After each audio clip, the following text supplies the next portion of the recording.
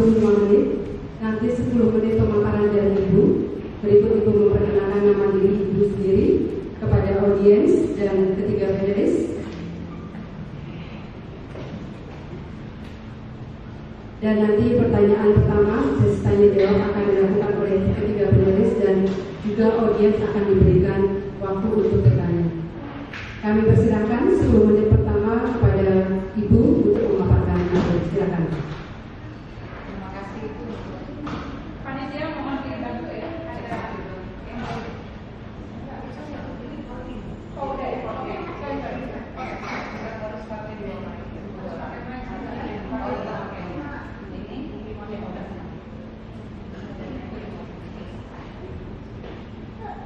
Terima kasih untuk waktunya, Bapak sama Pak.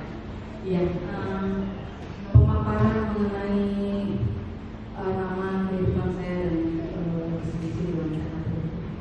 Nama saya Evi Dariana Petrawati. Bukan data saya izin teman. Ibu sampaikan 10 menit. Seandainya saya menjadi ketua PKI 2023-2028 dengan merujuk pada apa yang ada tulisan. Oh ya, terima kasih. Selamat pagi semua teman-teman, terima kasih. Nama saya Maria Evi Dariana Petrawati. Saya biasa dipanggil Evi. Saya berasal dari Jakarta, Serpong. Saya tinggal di Serpong di Paroki Santa Monica. Saya mengikuti wanita Katolik dari mulai tahun 2000 kemudian juga dari ranting, kemudian wakil ketua cabang, kemudian di DPD Jakarta, masuk ke dalam bidang pendidikan. Setelah itu menjadi ketua bidang kesejahteraan. Setelah itu saya masuk ke Pemikat itu adalah Persatuan Mitra Kategorial utusan dari DPD Jakarta untuk KAJ. Setelah itu saya mundur dari DPD Jakarta karena suami saya berpulang waktu itu sehingga saya harus kerja full time. Sebelumnya saya tidak kerja full time, artinya saya apoteker, jadi saya pegang apotek di mana waktu untuk pekerjaan bisa diatur sebagaimana jadwal saya. Dan saya juga memegang satu perusahaan, tapi sejak suami saya tidak ada, saya full time di situ membesarkan 3 anak saya. Anak saya sekarang berumur 32, dokter puskesmas, perempuan semua. Yang kedua umur 28, dokter gigi sedang lulus spesialnya. Yang 3 pendidik. Jadi kami berempat perempuan semua. Baik. Satu pertanyaan yang cukup mendalam untuk saya agak grogi juga di sini. Agak grogi. Oh, itu sih, Bu. Bukan pertanyaan, silakan menyampaikan materi selama 10 menit yang sudah diawali tadi. Ya, baik.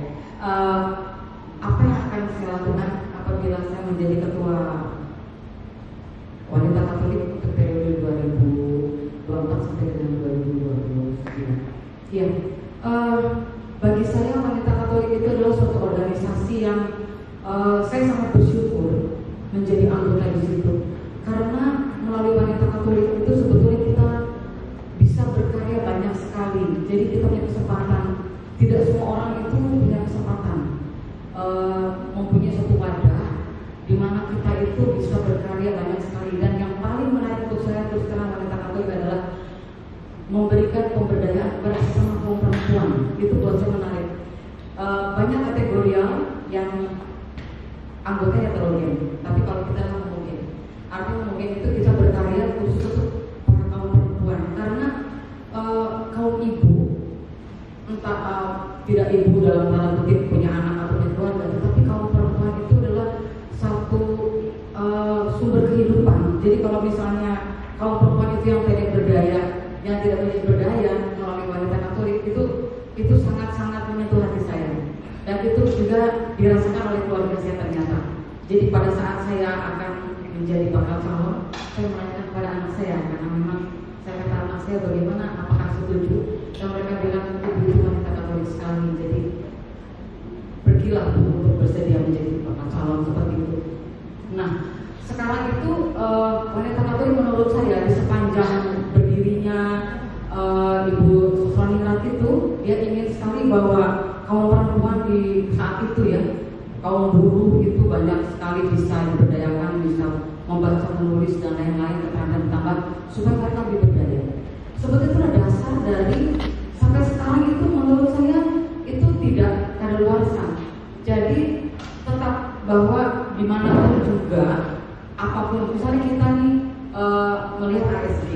melihat pupuk, itu semuanya ternyata bersumber tetap kepada pemberantasan kemiskinan, pendidikan dan lain-lain. Jadi maksud saya, walaupun zaman itu berubah banyak, tetapi kebutuhan dasar dari satu ibu sebagai cahaya keluarga adalah tetap. Jadi menurut saya, kalau saya menjadi ketua, maka saya ingin menjadikan wanita Katolik ini di seluruh dimanapun dia berada, itu mempunyai rasa memiliki yang lebih besar lagi. Kan ada yang ikut tetapi yang sekedar ikut. Nah, bagaimana kita itu bisa membangkitkan rasa memiliki ini untuk sampai ke dasar itu, sampai ke ujung tombak di latihan dan lain-lain. Itu ya mau tidak mau seluruh anggotanya itu adalah selalu disentuh kepemimpinan yang menyentuh hati. Itu nomor satu menurut saya. Jadi apapun juga adik-adik dan lain-lain itu adalah satu perangkat, satu perahu yang kita untuk perahu ke depan itu dengan adik-ART batasan-batasannya. Tetapi apapun yang kita hadapi di depan itu tetap masalah hati yang utama. Misalnya kita memiliki atau kita menghadapi satu masalah yang ternyata nggak ada di adik-ART, apa yang kita lakukan? Itu kita kembali dalam masalah hati. Hati nurani, karena hati nurani itu adalah suara Roh Kudus. Bagaimana kita bisa mendengarkan hal itu? Ya kita mengasah diri kita sebagai ini suara hati yang benar atau hati yang tidak. Itu kalau kita mengasah selalu, itu kita akan tahu bahwa ini adalah yang terbaik untuk organisasi kita. Nah, seperti dalam esai saya, bahwa kita sebagai wanita Katolik, karena kita punya kata-kata Katolik, maka bagaimanapun kita harus menunjukkan nilai-nilai Injil. Pertama dari hati kita sendiri dulu, lalu dari pengurus-pengurus yang ada. Setelah itu baru tertular kepada DPD, cabang dan nanti. Menurut saya kita pasti bisa. Kalau semua orang itu punya semangat untuk menghidupkan nilai-nilai Injil, itu pasti kita akan berjalan yang benar. Seperti itu. Lalu kita juga di dalam esai saya juga mengatakan bahwa kita juga menyandang nama Indonesia, wanita Katolik Republik Indonesia.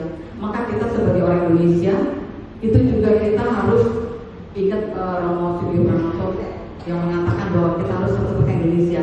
Maka apapun yang terjadi sebagai orang Indonesia, banyak hal-hal yang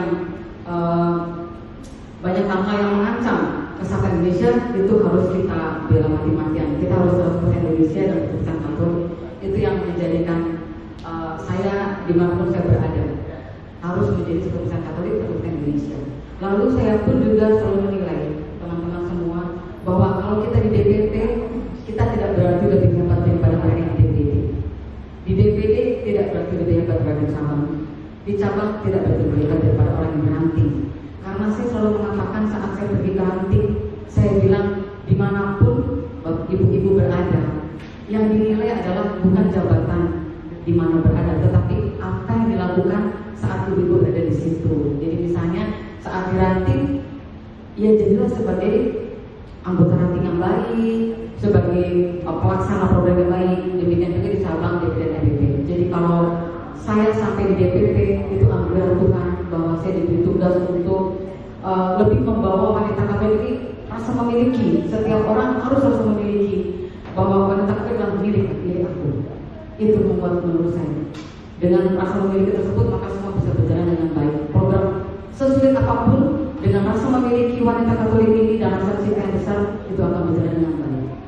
Kemudian saya juga melihat banyaknya peluang-peluangnya kalau untuk kekuatan DPD-DPD ini tidak sama. Jadi kalau program-program yang berjalan nanti, baik program nasional dan internasional yang diadopsi, itu tentu saja akan diabsorpsi oleh DPD masing-masing. Dan saya bercita-cita ingin sekali saya menggandeng CSR di daerah-daerah misalnya. Dalam hati saya, karena pasti di CSR di daerah itu pasti ada. Misalnya saya melihat kekuatan di Kalimantan misalnya. Itu banyak sekali perusahaan yang mungkin melalui kekuatan DPP, karena DPP itu di pusat, itu proposal semoga bisa mereka terima dan dana-dana tersebut bisa untuk pembangunan atau pemberdayaan yang ada di lokasi setempat. Waktunya 2 menit lagi Ibu. Ya. Kemudian kalau masalah kepemimpinan internet di dalam, saya bercita-cita bahwa pengurus DPP ini tidak hanya di monopoli atau lebih banyak di Jakarta atau Bogor, tetapi juga di daerahnya juga juga mungkin bisa, karena kita kemajuan teknologi itu bisa melalui rapat virtual dan lain-lain. Sehingga ini salah satu cara bagaimana supaya wanita Katolik itu masih dimiliki sampai di pelosok. Jadi bisa saja pengurus nanti depan itu dari Kalimantan diambil satu, bisa saja itu terjadi. Menurut saya tidak harus yang teritorial yang terjangkau. Bandung, Bogor, Jakarta, Semarang, Purwokerto itu bisa menjadi tulang punggung, tetapi bisa saja kita ambil anggota bidang dari Kupang, misalnya dari mana, karena mereka pun pasti punya ide-ide banyak di mana karya ini bisa mengakar sampai ke seluruh Indonesia. Seperti itu. Cukup? Ya. Baik, terima kasih. Untuk Terima kasih.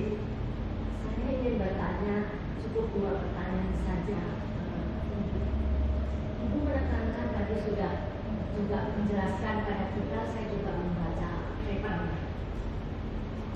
Yang penting itu adalah Katolik dan Indonesia. Itu 2 hal prinsip yang Ibu ulang-ulang dan Ibu tulis juga di dalam makalah. Dan bagi Ibu, apa itu artinya Katolik? Tadi 100% Katolik, 100% Indonesia, menjadi saksi Kristus di dunia ini dan berpihak pada kaum lemah. Sedangkan menjadi ke-Indonesianya itu, apakah Ibu bisa lebih menjelaskan? Karena saya belum bisa menangkap dengan baik. Ibu lebih menjelaskan secara umum ya, yaitu kesejahteraan bersama.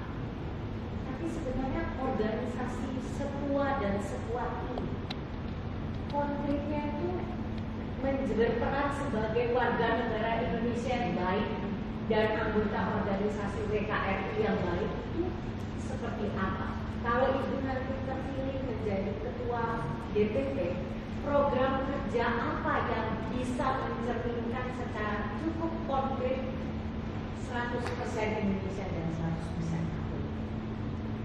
Singkat saja. Terima kasih. Ibu. Ya, di mata saya yang terutama itu adalah sumber dari akar permasalahan, entah itu trafficking, entah itu KDRT dan lain-lain, itu biasanya atau secara persentase adalah kemiskinan. Jadi saya sangat-sangat prihatin di mana ada satu daerah atau wilayah atau satu keadaan di mana kemiskinan itu membuat dampak menjadikan kejahatan itu muncul seperti itu. Jadi kalau kita sebagai orang Indonesia, kita tidak ingin ada lagi di wilayah kita ini, kalau menghilangkan kemiskinan seperti itu tidak bisa. Tetapi sebagai wanita Katolik, di mana saya berada, saya akan tengok kiri kanan saya. Apakah ada orang di sekitar saya kemiskinan bisa saya bantu? Saya tidak pernah bercita-cita untuk 1000 orang saya selamatkan. Saya selalu mengatakan seperti itu kalau saya berkumpul dengan teman-teman. Tetapi satu teman-teman itu bisa menyelamatkan 1, 2, atau 3 keluarga saja. Itu sudah betul-betul menghadirkan kerajaan Allah. Nah, kerajaan Allah ini memang tergantung masing-masing keadaan ya. Misalnya untuk orang yang miskin tidak bisa makan, kerajaan Allah itu adalah ada makanan di atas meja. Itu waktu saya ikut seminar ASG. Tetapi bagi orang kaya, kerajaan Allah mungkin tidak itu. Nah, yang paling dasar adalah memberantas kemiskinan melalui pemberdayaan ekonomi rumah tangga atau ekonomi seperti semacam itu. Dan yang kedua adalah pendidikan, karena pendidikan itu juga membuka wawasan dan menghindari orang untuk kejahatan-kejahatan yang berikutnya. Jadi saya ingin sekali program untuk ekonomi pada teman-teman yang pendidikan itu menjadi program yang utama dari seluruh program ini. Terima kasih Ibu Evi untuk paper yang saya membaca beberapa kali paper Ibu dan hari ini saya baru tahu dari apa yang diberikan adalah apakah Ibu adalah seorang apoteker. Latihan seorang apoteker sudah pasti ketelitian, akurasi itu mengetahuan ya. Itu sudah, itu dan menurut saya itu suatu potensi yang menarik untuk sudah diskusikan. Nah di sini Ibu menulis bahwa WKRI adalah sebuah bilik besar ya, yang berlaku dengan tujuan jelas. Pertanyaan saya itu adalah bila Anda menjadi kapten dari hidup besar ini, karena kalau menjadi pemimpin nasional Anda akan menjadi kapten dari 38.000 sekian warga Indonesia. Apa yang Anda lakukan ketika dalam keadaan normal, laut tenang, gitu ya, itu sebagai kapten akan dalam kondisi badai dan gelombang besar, sebagai kepala pemilik hidup tadi, bukan pemiliknya, yang memimpin atau memandu hidup tadi sebagai kapten, apa yang Anda lakukan? Ya, di dalam apabila dalam keadaan tenang, tentu saja kita sebelumnya kita akan punya program-program yang bisa kita jalankan dan kita juga bisa memonitor program itu yang tidak berjalan. Selain tadi juga masalah kemiskinan dan pendidikan, yang sekarang itu sangat-sangat memprihatinkan adalah keadaan bumi kita ya, yang bumi kita yang butuh satu perhatian juga, bahwa dari bumi yang sekarang itu sudah sangat-sangat memprihatinkan dari polusi dan lain-lain segala macam itu ya, laudasil ya, yang laudasil itu laudasil itu sangat-sangat juga perlu kita terapkan melalui wanita Katolik ini, karena wanita Katolik kan betul ibu-ibu. Nah, apabila dalam keadaan bergelombang tinggi, saya akan melihat dulu sebetulnya gelombang itu internal atau eksternal dulu ya. Kalau misalnya internal, tentu saja kita harus mawas diri, harus kembali kepada nilai-nilai Injil tadi. Karena semua proses atau masalah-masalah internal itu muncul dari pribadi. Entah dia masuk ke dalam organisasi wanita Katolik, entah sebagai pengurus, sebagai anggota, itu motivasinya sendiri sudah bukan motivasi untuk memberikan sesuatu yang dia punya untuk pemberdayaan orang lain, tetapi dia mungkin punya motivasi-motivasi yang lain. Nah, ini yang sebetulnya yang membuat konflik internal. Tetapi kalau persoalan itu dari eksternal, tentu kita seperti pandemi itu kan eksternal, kita betul-betul tidak bisa melawan ya seperti itu. Sehingga kalau eksternal itu dari luar eksternal, maka menurut saya kita banyak-banyak konsolidasi ke dalam, atau juga kita mengevaluasi kembali apakah program itu bisa dijalankan saat ini atau cukup mundur dulu sebentar untuk melangkah lebih jauh misalnya, atau kita punya alternatif lain seperti itu.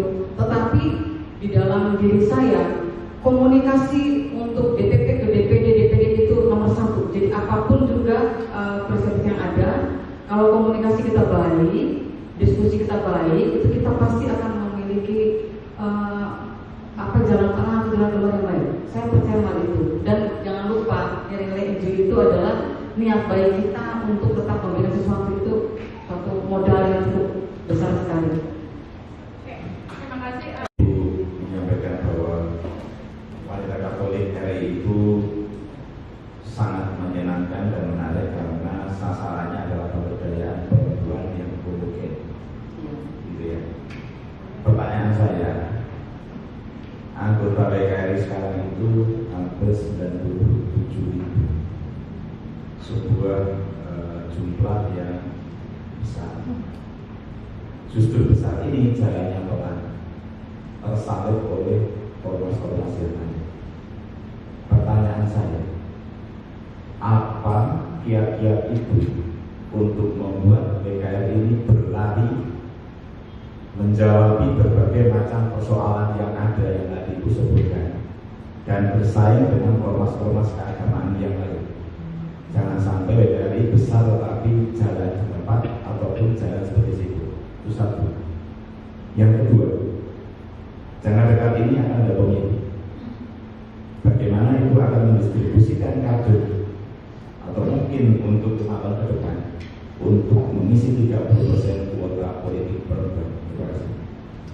Terima kasih Romo. Suatu organisasi mungkin bisa menilai berjalan lambat atau berjalan cepat. Kalau menurut saya Romo, cepat atau lambat itu tidak menjadi target utama, tapi saya lebih suka bahwa pekerjaan itu ke dalam, mendalam, karena setiap DPD itu atau setiap kekuatan itu tidak sama ya. Artinya begini, seperti misalnya satu trafficking trafficking misalnya, seperti saya lihat di YouTube semalam ya Romo ya, waktu Romo ada itu ada yang tentang trafficking. Wanita Katolik itu di Indramayu nggak bisa ikut atau terlibat. Ya mungkin memang tidak seperti itu kalau dinilai langsung lalu wah cepat sekali wanita Katolik itu bergerak. Menurut saya justru mungkin kita di balik itu kita menyapa masyarakat di situ untuk pendidikan lebih baik, edukasi lebih baik seperti itu. Nah, saya tidak tahu kalau apakah ini dianggap lambat atau tidak lambat Romo ya. Tetapi kalau masalah cepat atau lambat, banyak program-program yang bisa menghasilkan dengan cepat atau juga tidak Romo ya. Yang penting itu adalah kita memakai fasilitas ataupun memakai perkembangan komunikasi sekarang yang ada, media-media yang ada, itu mungkin bisa mempercepat program itu bisa berjalan misalnya ya. Dengan kita sering-sering virtual misalnya seperti itu, dengan rapat-rapat di BD itu kan, sehingga percepatan mereka yang tadinya itu tidak dimonitor kalau kita hanya bisa datang misalnya, itu bisa kita percepat dengan perkembangan teknologi misalnya seperti itu. Tetapi harapan untuk semua program itu berjalan cepat, saya tidak terlalu motivasinya ke sana gitu loh, tidak ke sana, tetapi lebih ke arah program ini berhasil dari hati ke hati, banyak keluarga yang diselamatkan seperti itu, lebih ke arah seperti itu. Kemudian karena ada satu cerita bahwa program PPUK yang berjalan di Jakarta itu satu perceraian menjadi terhindari seperti itu. Itu karena ekonomi rumah tangga yang diperbaiki. Misalnya seperti itu. Kelihatannya sederhana tetapi itu menyelamatkan satu keluarga. Nah, saya seperti itu Romo. Nah, kalau misalnya program secara keseluruhan berjalan dengan cepat, kita bisa memakai teknologi yang ada. Kemudian misalnya program-program apa yang menurut Romo bisa bergerak lebih cepat lagi, misalnya UMKM dan lain-lain, kita memakai e-commerce dan lain-lain. Bisa ibu-ibu itu bisa melakukan itu mungkin bisa menjadi multiplikasi percepatan dari income yang ada, misalnya seperti itu ya, itu dalam bayangan saya seperti itu. Kemudian kalau masalah 30% ketersediaan kaum perempuan di sana, anggota wanita Katolik itu kalau memang dia berminat untuk menjadi di satu kadar seperti itu, menurut saya pembekalan yang utama adalah menghidupkan nilai Injil tadi. Saya senang sekali dengan nilai Injil itu karena memang di mana kita berada kita menjadi saksi itu orang-orang, kita menjadi saksi Kristus itu kan pesanan Yesus saat Yesus itu naik ke surga, kita yang tinggal di sini kita menjadi saksi Kristus. Kalau misalnya kader-kader seperti itu berangkat dari wanita Katolik, saya tidak terlalu melihat jalan untuk ke sana. Karena ada beberapa yang memang panggilannya itu kalau wanita Katolik itu lebih ke politik itu gini. Kalau orang pilih politik begitu ya Romo ya, itu biasanya memang dari awal memang dia memilih di politik seperti itu. Jadi bukan lahir dari wanita Katolik begitu Romo. Hanya sedikit sekali yang lahir dari wanita Katolik kalau berpindah ke aktivitas politik begitu ya. Tetapi ada beberapa potensi-potensi yang memang bisa kita tumbuhkan. Mungkin dari beberapa, kita punya program leadership misalnya, program leadership yang terus-menerus diadakan untuk DPD-DPD atau cabang-cabang, sehingga di situ kita persilakan untuk anggota itu untuk memilih kemana panggilan hati dia, panggilan hati dia kemana. Apakah tetap membesarkan wanita Katolik ini, atau dari hal-hal yang diperoleh secara day by day di wanita Katolik ini, itu bisa menjadi bekal untuk masuk ke dalam dunia politik itu. Dan kalau misalnya untuk menumbuhkan hal itu, menurut saya kita sering-sering berkolaborasi dengan beberapa organisasi tempat. Tidak hanya organisasi politik, tapi juga organisasi Muhammadiyah atau organisasi Perci atau organisasi lain, organisasi yang banyak sekali ada. Nah, di situ kita memperkaya juga bagaimana pandangan mereka-mereka tentang kegiatan-kegiatan kemanusiaan tersebut. Nah, kalau udah harapan kami kalau sudah banyak sekali kita berinteraksi dengan beberapa organisasi lain, itu akan tumbuh rasa ingin menjadi pembela negara begitu. Untuk kalau dia tumbuh menjadi pembela negara, maka dia silakan untuk memilih di partai politik. Baik, terima kasih Bu Evi. Semoga menjawab ya Romo ya. Pertanyaan dari ketiga panelis.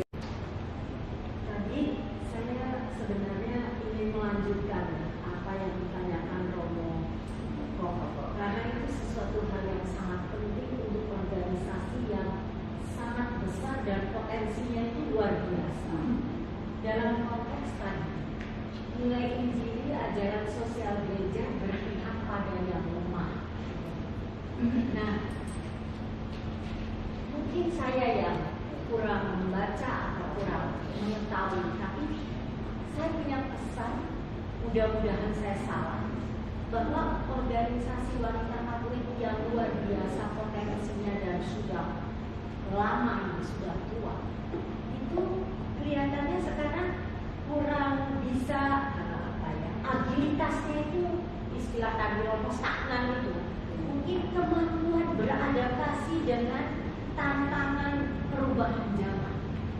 Jadi apa yang secara konkret, kalau Ibu nanti terpilih jadi ketua DPP, apa yang secara konkret berpihak pada kaum yang lemah itu seperti apa? Membela perdagangan anak perempuan itu kan menjadi korban di mana-mana. Korban pemerkosaan, korban kekerasan seksual, korban perdagangan.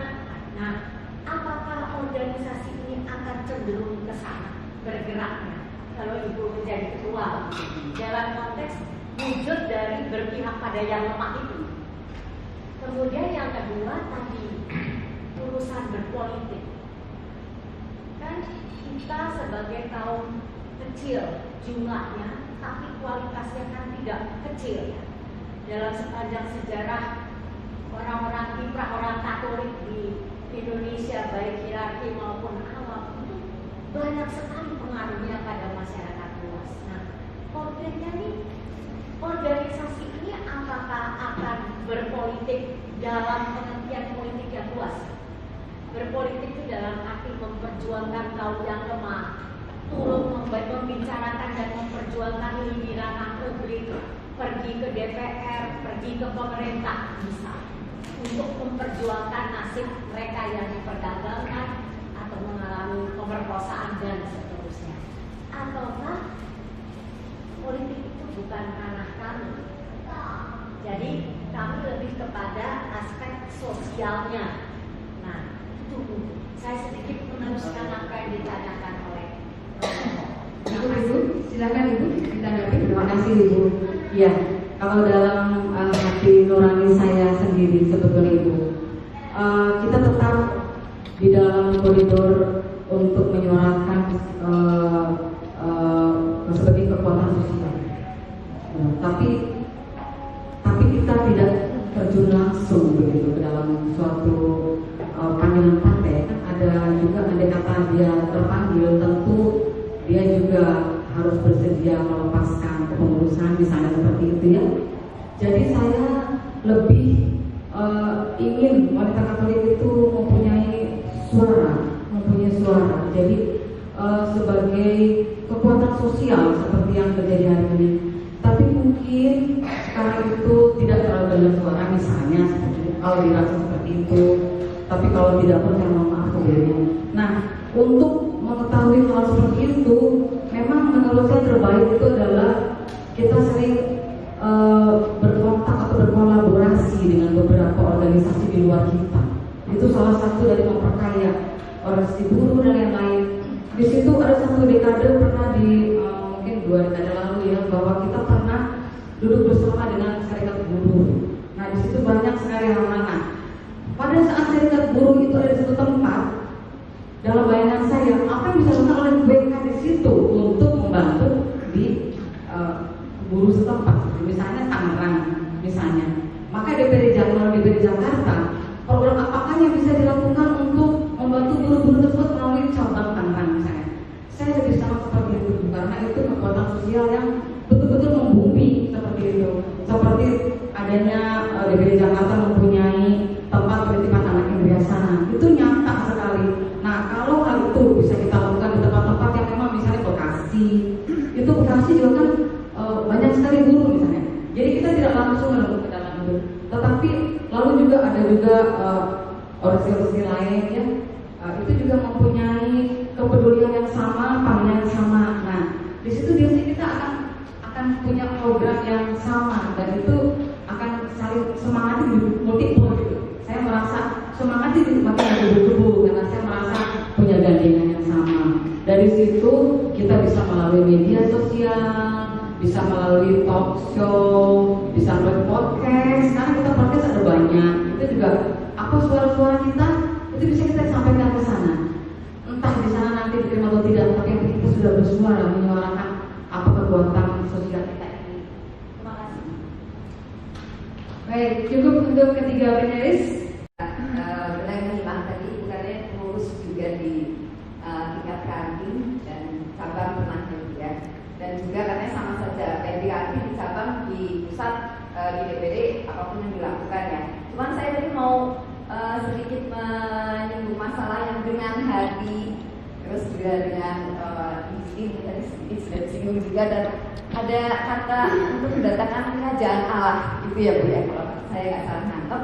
Nah itu yang selama ini Ibu lakukan mungkin di tingkat yang sebelum DPP ya, di kantin atau cabang, itu contoh konkretnya yang bagaimana mungkin terhadap pengurus atau terhadap pimpinan di bawahnya gitu.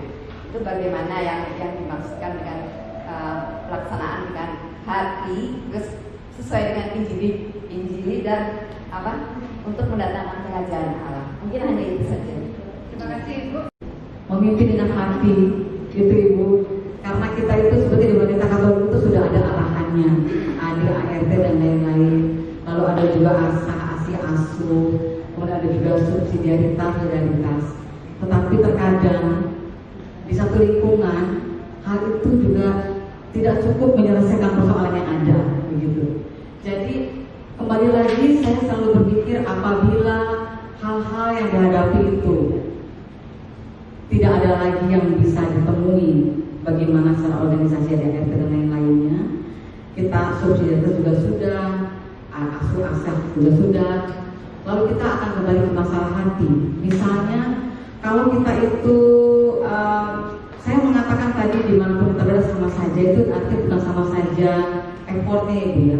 Tapi kalau saya sebagai anggota ranting, jadilah anggota ranting yang baik gitu.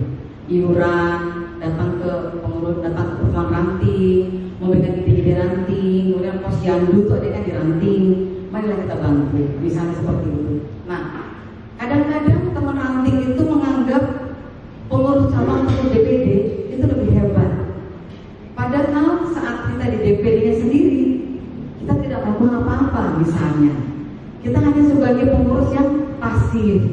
Nah, saya selalu mengatakan jangan melihat seseorang itu dari jenjang organisasinya ya, dia udah di DPP loh, di DPD loh. Tidak, saya tetap menghargai mereka yang di ranting. Kalau itu di ranting, tapi dia sangat mencintai wanita Katolik, dia sangat mencintai aktivitas yang ada di ranting tersebut. Itulah anggota wanita Katolik sebenarnya, menurut saya seperti itu. Nah, saat kita sebagai ketua, tentu pada akhirnya yang paling penting itu adalah kita punya hati dan punya keinginan untuk melayani di wanita Katolik. Kalau kita punya pendidikan yang tinggi, S2, S3, itu adalah anugerah bagi cabang nanti ke DPD setempat. Tetapi hati nomor satu. Karena apa? Melayani dengan hati itu seperti Yesus katakan, kita ada mengampuni, kita juga ada buah-buah kasih gitu ya. Nah, saya sendiri pernah mengalami misalnya gini, tidak semua kekerasan harus dilawan, itu masalah hati. Jadi kita melihat seseorang itu mengapa dia melakukan hal itu pada saya, atau mengapa dia melakukan hal itu pada organisasi, mengapa dia tidak mengerjakan hal itu. Itu tuh kompleks ibu-ibu tuh ya, banyak sekali persoalan di rumah yang dibawa ke organisasi. Misalnya kita sekarang berpikir di tingkat ranting karena itu ujung tombak kita. Nah, hal-hal seperti ini kalau kita tidak mampu pakai hati, ya udah akhirnya ditinggal aja pengurus ini. Sayang sekali kan. Padahal kalau kita tetap rempuh dengan hati kita, kita mengerti ada apa sih sebetulnya, dia punya persoalan apa sebenarnya. Itulah yang hati nurani itu di situ maksudnya. Di tingkat apapun juga itu paling banyak menyelesaikan konflik menurut saya. Konflik kita di tingkat menurut saya. Dan kalau misalnya satu organisasi itu konflik kita terlalu banyak, ya kita juga bisa maju-maju ya. Jadi kita tetap harus menyatakan hati kita bahwa kita datang ke organisasi ini memang kita ingin memberikan sesuatu, bukan ingin mendapatkan sesuatu, tapi kita ingin memberikan sesuatu, dan itu akan dilipat gandakan. Saya merasa seperti itu. Dulu waktu saya masuk ranting, saya tidak punya jiwa kepemimpinan dari hasil psikotes saya. Kemudian 15 tahun saya masuk komunitas Katolik, dan suatu saat saya psikotes itu leadership-nya naik. Saya merasa di wanita Katolik saya dididik seperti itu. Bagaimana kita mau satu proyek dan lain-lain. Itu kesungguhan kembali lagi hati, Bu. Kalau kita itu dalam satu proyek, dalam satu program itu kita tidak memakai hati, itu kita pasti konflik kita banyak sekali. Seperti itu menurut saya. Kemudian tadi pertanyaan yang kedua itu, kerajaan Allah ya. Saya ingat sekali bahwa kerajaan Allah itu adalah di mana kerajaan surga itu hadir di dalam dunia ini, dalam kehidupan kita masing-masing. Ada orang yang sangat miskin, maka kerajaan Allah itu adalah bisa cukup makan dan minum, juga bisa cukup punya rumah tempat tinggal di sana. Itu namanya kerajaan Allah. Nah, ada juga orang yang tidak punya kesempatan untuk sekolah misalnya. Kalau hal itu kita kasih pekerjaan, itu tidak cocok ya. Itu bukan kerajaan Allah buat dia gitu. Nah, kerajaan Allah seperti apakah yang tepat bagi masing-masing orang? Memang itu kita mesti melihat dari dekat. Jadi misalnya untuk kalau saya tuh punya sahabat di Sumba Barat Daya, itu setiap kali saya kesana rasanya hati itu ya menangis ya, karena di sana itu betul-betul kemiskinan yang nomor satu, dan kemiskinan itu membuat mereka itu menjadi gizi buruk dan lain-lain. Jadi kerajaan Allah buat mereka itu adalah menghadirkan makanan yang cukup, gizi yang cukup, pendidikan yang cukup. Turun saja langsung melalui donatur yang ada, bergandengan tangan dengan perusahaan-perusahaan yang ada untuk masuk ke dalam satu yayasan teman saya itu, dan dia langsung terjun. Disitulah dia menyelamatkan anak-anak. Itulah kerajaan Allah. Semoga bisa menjawab ini. Terima kasih Ibu Calon. Sekali lagi untuk audiens, Pada Mbak Evi, yang pertama, organisasinya tidak pernah bebas konflik. Selalu ada konflik entah internal, entah kelompok. Bagaimana strategi Ibu nanti sebagai pimpinan untuk mengatasi konflik-konflik di internal pengurus, sehingga tidak ada yang left group atau mengundurkan diri.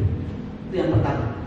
Yang kedua, tadi Ibu menyebutkan cita-cita untuk melibatkan kawan-kawan dari berbagai DPD masuk dalam jajaran pengurus DPP, bahkan menyebut UPA, Kalimantan dan sebagainya. Bagaimana strategi Ibu untuk memastikan bahwa mereka terlibat tapi tidak membebani ekonomi rumah tangga? Karena ketika Ibu melibatkan mereka harus kita hadirkan di Jakarta dengan ongkos yang besar. Sementara hal itu menjadi tantangan kita terkait dengan kemandirian organisasi juga kemandirian keuangan. Itu saja. Terima kasih. Terima kasih Bu. silakan langsung ditanggapi Ibu. Dengan singkat, padat dan jelas, waktunya terus berjalan. Silakan. Yang tadi, yang kedua Ibu ya, yang kedua itu dalam bayangan saya bahwa kita punya satu perkembangan teknologi yang memudahkan kita untuk bisa berkomunikasi. Dalam bayangan saya tidak setiap DPD itu ada perwakilan menjadi pengurus DPP, tetapi kita melihat ada potensi-potensi di satu daerah misalnya ya. Saya sendiri juga harus mempelajari. Jadi misalnya daerah mana yang punya potensi, itu tidak menutup kemungkinan untuk kita ajak menjadi pengurus. Tentu tidak harus hadir, kita harus hadir. Hal ini adalah untuk menumbuhkan rasa memiliki wanita Katolik ini. Jadi meskipun dia itu di daerah, tetapi menurut saya kalau aura passionnya DPP itu sampai ke daerah itu juga akan berbeda. Saya akan punya rasa bangga apabila saya juga bisa menjadi anggota bidang A misalnya begitu ya, di dalam tidak menjadi ketua bidang tentunya dengan segala keterbatasan yang ada, kita jadikan anggota bidang misalnya Kalimantan misalnya atau Jawa Timur misalnya. Tentu tidak harus beliau datang. Jadi tapi ada masa-masa mungkin setahun sekali kita bikin referensi beneran itu datang misalnya seperti itu. Tapi tidak pun itu tidak menjadi halangan, karena menurut saya dengan keterlibatan mereka itu mereka akan itu memikirkan juga paling tidak dia berada di Kalimantan kan? Itu paling tidak dia akan memikirkan daerah Indonesia Timur itu akan menjadi perhatian, dan itu menumbuhkan rasa panggilan dia untuk langsung memiliki wanita Katolik ini dengan lebih besar seperti itu, karena satu aja wanita Katolik dari kita untuk kita, itu yang harus dibangkitkan terus menerus, tidak untuk orang lain, dari kita untuk kita, dan itu kita bisa bergerak bersama. Walaupun program-program kita tidak hanya untuk anggota wanita Katolik, tapi juga untuk masyarakat sekitar. Tetapi rasa memiliki itu, kalau itu sudah kita bisa pegang, itu kita bisa melakukan banyak hal. Menurut saya seperti itu. Lalu bagaimana konflik intern? Memang konflik intern itu semakin tinggi semakin tajam ya. Itu di mana-mana seperti itu. Di ranting mungkin lebih sederhana karena secara teritorial mereka juga ya satu lingkungan. Kemudian di level paroki cabang itu juga mungkin mulai terasa, mulai ada konflik misalnya, apalagi DPD dan DPP yang sebegitu luas sekali jangkauan ataupun wilayah kerjanya. Menurut saya, bagaimana caranya supaya tidak mundur di tengah jalan atau tidak sebagai pengurus ya? Ini kembali lagi kepada motivasi yang bersangkutan itu sih. Kemurnian dari motivasi orang tersebut untuk sebagai anggota wanita Katolik dan sebagai pengurus. Kalau motivasinya itu murni, saya yakin 100% tidak akan mundur apapun juga. Karena begitu kita berhadapan dengan manusia, kita akan ingat, saya kasihnya lebih lupus. Saya tidak berhadapan dengan manusia, dan saya akan mengasihi orang tersebut yang berkonflik dengan saya. Dia pasti seseorang yang mungkin sedang mengalami banyak masalah, mungkin di rumah banyak masalah dan lain, entah dengan suami, keluarga, anak, dan itu terbawa ke organisasi. Maka kalau saya sebagai leader, saya akan merengkuh setiap anggota saya, dan itu bisa melalui rekoleksi, Bu. Menurut saya pengurus DPD, DPP dan lain itu butuh rekoleksi minimum 1 kali setahun, sebetulnya kali. Karena apa itu mengasah kita tuh wanita Katolik tidak hanya bekerja, tapi kita juga harus ke dalam. Jadi kita mengasah apa sih sebetulnya dasar hidup kita, apa sih yang ingin Tuhan inginkan dari saya untuk di sini. Nah itu penting sekali. Itu nggak bisa tanpa rekoleksi atau tanpa pendalaman itu penting. Jadi harus ada balance. Saya melihat beberapa konflik itu karena memang kita itu kurang mengisi hati kita dengan nilai-nilai Injil tadi itu. Jadi kalau kita selalu kembali ke Injil itu, semua jawaban ada di situ kok, Bu. Pasti konflik kita itu pasti bisa. Karena kita pasti akan merangkul kembali, kita pasti akan mencintai teman seperjuangan kita, walaupun dia itu karakternya begitu buruk. Kalau kita cintai pasti bisa berubah, saya yakin itu. Seperti itu kalau menurut saya. Baik, semoga menjawab pertanyaan. Pertanyaan kami sebetulnya dengan teman-teman simpel. Ibu tadi selalu menjelaskan bahwa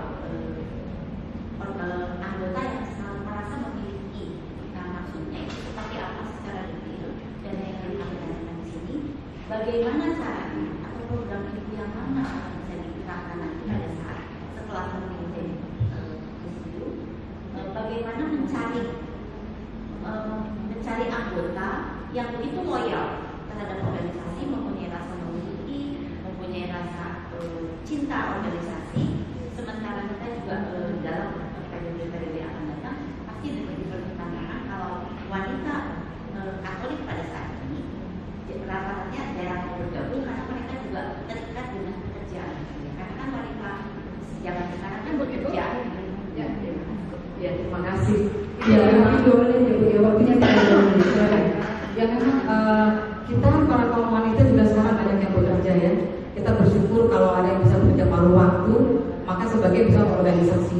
Tetapi saya bayangkan juga di angkatan anak saya misalnya, mereka penuh waktu, tapi masih juga mau berkarya bagi teman-teman. Nah itulah Bu, itulah fungsi dari kita sebagai pemimpin. Kita hargai apapun yang diberikan, sekecil apapun yang diberikan oleh anggota kita di ranting ataupun juga pengurus kita di cabang dan DPD, karena mereka sudah mengorbankan sebegitu banyak.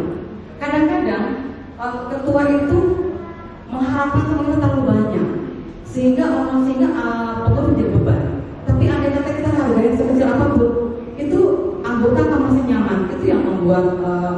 kerinduan untuk datang kembali. Kalau datang selalu seperti itu. Kalau suasana di dalam literan itu nyaman, otomatis dia akan mau datang kembali.